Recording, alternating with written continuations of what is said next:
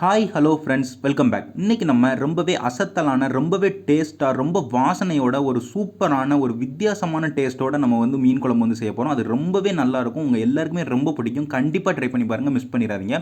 First இந்த மீன் குழம்பு எப்படி செய்யலாம்னு பார்த்துடலாம். இந்த மீன் குழம்பு செய்கிறதுக்கு வந்து நம்ம மீனை வந்து முதல்ல மேரினேட் பண்ணணும். மேரினேட் பண்ணுறதுக்கு வந்து நம்ம ஒரு பவுல் எடுத்துகிட்டு அதில் வந்து 1.5 டீஸ்பூன் வந்து மஞ்சள் தூள் வந்து சேர்த்துக்கிறோம், 1.5 டீஸ்பூன் வந்து மிளகாய் வத்தல் பொடி வந்து சேர்த்துக்கிறோம், 1.5 டீஸ்பூன் வந்து உப்பு வந்து சேர்த்துக்கிறோம். கடைசியாக வந்து 2 டேபிள் ஸ்பூன் வந்து கடுகெண்ணெய் வந்து பயன்படுத்திக்கிறோம். கடுகெண்ணெய் தான் இந்த ரெசிபிக்கே ஒரு டிஃப்ரெண்ட்டான வாசனையும் ஒரு டிஃப்ரெண்ட்டான டேஸ்ட்டும் வந்து கொடுக்கும்போது ரொம்பவே சூப்பராக இருக்கும். நீங்களும் வந்து கடுகெண்ணெய் வந்து பயன்படுத்திக்கோங்க. கடுகெண்ணெய் சேர்த்து நல்லா வந்து இந்த மசாலா எல்லாத்தையும் நல்லா வந்து மிக்ஸ் பண்ணி விட்டுக்கோங்க.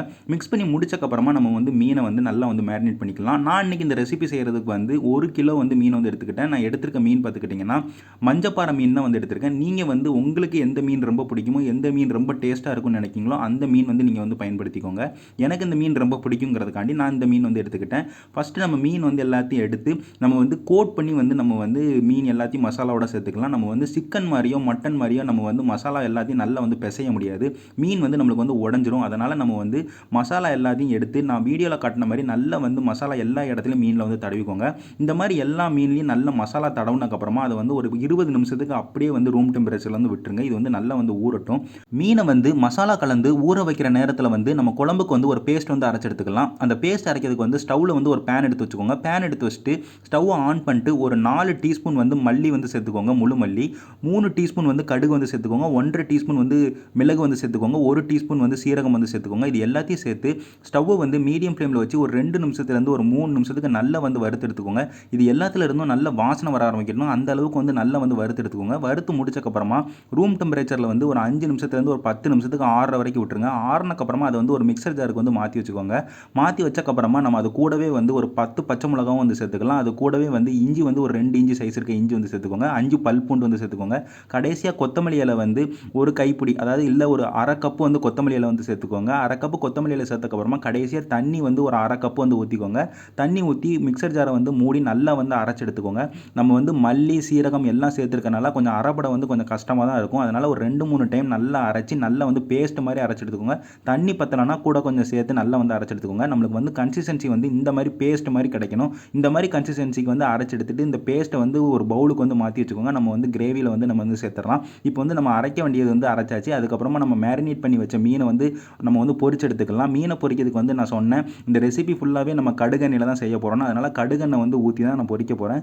கடுகெண்ணெய் பொறுத்த வரைக்கும் ரொம்பவே ஒரு மாதிரி நம்ம வந்து கொதிக்க வைக்கும் போது கண்ணெல்லாம் கொஞ்சம் எரியும். அதை வந்து பார்த்துக்கோங்க. இது வரைக்கும் பயன்படுத்தாதவங்களுக்கு தெரியாது, பயன்படுத்தினவங்க எல்லாருக்கும் தெரியும். பயன்படுத்தாதவங்க வந்து முதலே வந்து சொல்லிடுறேன், நம்ம வந்து பொரிக்கும் போது கண் வந்து கொஞ்சம் எரியும், அந்த எரிச்சல் கொடுக்கும். அது வந்து நீங்கள் முக்கியமாக வந்து பார்த்துக்கோங்க.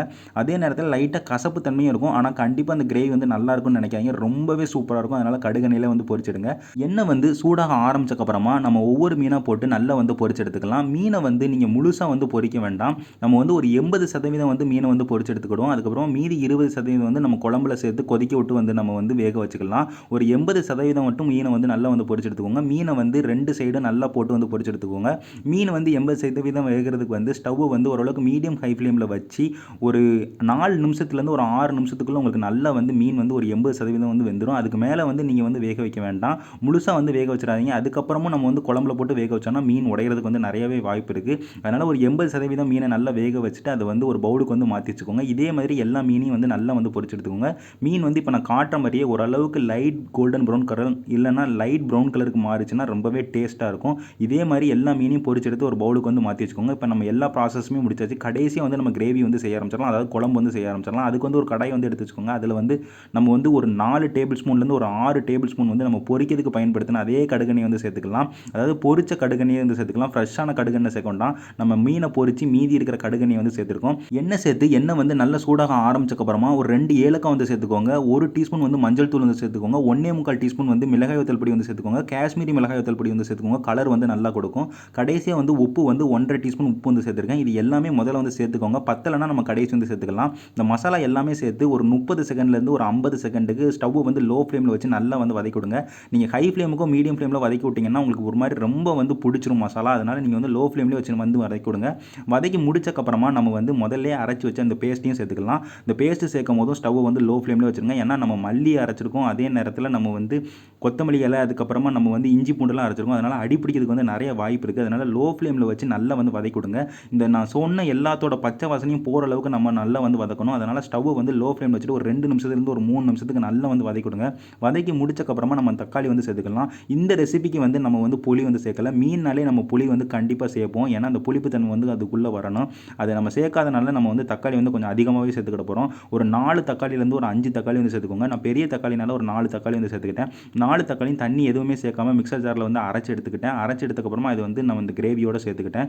நம்ம வந்து தக்காளி சேர்த்து ஒரு 3 நிமிஷத்துலேருந்து ஒரு 4 நிமிஷத்துக்கு அதோட பச்சை வாசனை போகிற அளவுக்கு நல்லா வந்து வதக்கி விடணும். ஸ்டவ் வந்து லோ ஃப்ளேம்லேயே வச்சு வதக்கி விடணும். தக்காளி வந்து சேர்த்து பச்சை வாசனை போகிற அளவுக்கு நம்ம வதக்கி முடிச்சக்கப்புறமா ஸ்டவ் வந்து லோ ஃப்ளேம்லேயே வச்சு ஒரு 2 நிமிஷத்துக்கு அதை வந்து கொதிக்க விட்டுருங்க. அப்படி கொதிக்க விட்டிங்கன்னா உங்களுக்கு எண்ணெய் எல்லாமே நல்லா விட்டு பிரியும். நல்லா விட்டு பிரிஞ்சுன்னா எண்ணெயும் நல்லா விட்டு பிரிஞ்சிடும். அதே நேரத்தில் நம்மளுக்கு குழம்பு நல்ல வாசனையாக மாற ஆரம்பிக்கும். மசாலா எல்லாமே பச்சை வாசனை போய் நல்ல வாசனையோட மாற ஆரம்பிக்கும். அந்த அளவுக்கு நம்ம வந்து கொதிக்க விடணும். அதனால் ஸ்டவ் வந்து லோ ஃப்ளேமில் வச்சு ஒரு 2 நிமிஷத்துக்கு நீங்கள் கொதிக்க விட்டிங்கன்னா எல்லாமே நல்லா விட்டு பிரிஞ்சிடும். மசாலா எல்லாமே நல்ல வாசனையாக வந்து மாற ஆரம்பிச்சிடும். அந்த அளவுக்கு வாசனையை மாற ஆரம்பிச்சக்கப்புறமா நம்ம வந்து தண்ணி வந்து சேர்த்துக்கலாம். அதாவது குழம்புக்கு தேவையான தண்ணி. நம்ம குழம்புக்கு தேவையான தண்ணி எவ்வளோ சேர்க்குறோம் பார்த்துக்கிட்டிங்கன்னா ஒரு 1 லிட்டர் வந்து தண்ணி வந்து சேர்த்துக்கிட்டோம். ஏன்னா குழம்பு வந்து இது வந்து நல்லா வந்து வத்தும். அதனால் நீங்கள் 1 லிட்டர் வந்து சேர்த்துக்கோங்க. அதே நேரத்தில் நம்மளுக்கு மீனும் நல்லா முங்கணும். அதனால் 1 லிட்டர் தண்ணி சேர்த்து நல்லா வந்து மிக்ஸ் பண்ணி விட்டுக்கோங்க. நல்லா மிக்ஸ் பண்ணி விட்டுட்டு கடைசியாக வந்து உப்பு காரம் கரெக்டாக இருக்கான்னு பாருங்கள். நான் உப்பு காரம் கரெக்டாக இருக்கான்னு பார்த்ததுல வந்து எனக்கு வந்து ரொம்பவே கரெக்டாக இருந்தது. அதனால் நான் இப்போ வந்து நான் மீனை வந்து சேர்த்துக்கிட போகிறேன். பொரிச்சு வச்ச மீன் எல்லாத்தையுமே ஒன்றா வந்து சேர்த்துக்கோங்க. ஒன்றா சேர்த்துட்டு நீங்கள் வந்து நல்லா மிக்ஸ் பண்ணி விடணும். மிக்ஸ் பண்ணி விடணும்னா கரண்டி வச்சு மிக்ஸ் பண்ணி விட்றாதீங்க. உங்கள் எல்லாருக்குமே தெரியும். நல்லா வந்து சட்டியை தூக்கி நல்லா வந்து அப்படியே குலுக்கி விடுங்க. ஏன்னா மீன் சேர்த்து நம்ம வந்து கரண்டியை பயன்படுத்தினோம்னா மீன் உடையிறதுக்கு நிறைய வாய்ப்பு இருக்குது. அதனால் நம்ம வீடியோவில் காட்டுற மாதிரியே நீங்கள் வந்து சட்டியை வந்து இந்த மாதிரி நல்லா வந்து மிக்ஸ் பண்ணி விட்டு மீன் எல்லாமே முங்குற மாதிரி நீங்கள் செட் பண்ணிட்டாலே போதும். உங்களுக்கு மீன் நல்லா வேக ஆரம்பிச்சிடும். நம்ம வந்து ஸ்டவ்வை வந்து லோ ஃப்ளேம்லேயே வச்சு ஒரு 10 நிமிஷத்துக்கு மீனை வந்து வேக விட போகிறோம். ஏற்கனவே நம்ம பொரிக்கும் போது வந்து ஒரு 80% வந்து மீனை வந்து வேக வச்சிட்டோம். ஒரு 10%லேருந்து ஒரு 20% தான் நம்ம வேக வைக்கணும். அதே நேரத்தில் நம்மளுக்கு குழம்பு வாசனையும் மாறணும். அதாவது மீன் வாசனையோட மாறணும். அதனால் ஒரு 10 நிமிஷத்துக்கு நம்ம வந்து ஸ்டவ்வை வந்து லோ ஃப்ளேமில் வச்சு கொதிக்க விடுங்க. உங்களுக்கு 10 நிமிஷம் கழித்து எண்ணெய் எல்லாம் நல்லா விட்டு பிரிஞ்சிடும். மீன் எல்லாம் நல்லா வந்து இந்த குழம்பு கூட இறங்கி நல்ல வாசனையோட மீன் குழம்பு வந்து ரெடி ஆயிரும். இப்போ வந்து நம்மளுக்கு வந்து 100% வந்து மீன் குழம்பு ரெடி ஆயிடுச்சு. இதை வந்து இன்னமும் டேஸ்ட்டாக மாற்றுறதுக்கு வந்து கடைசியாக வந்து கரம் மசாலா வந்து ஒரு 1/2 டீஸ்பூன் கரம் மசாலாவை அப்படியே வந்து தூவி விட்டுருங்க. அது கூடவே வந்து கொத்தமல்லியிலையும் ரொம்ப சின்ன சின்ன துண்டுகளாக வெட்டி அதையும் அப்படியே வந்து தூவி விட்டுருங்க.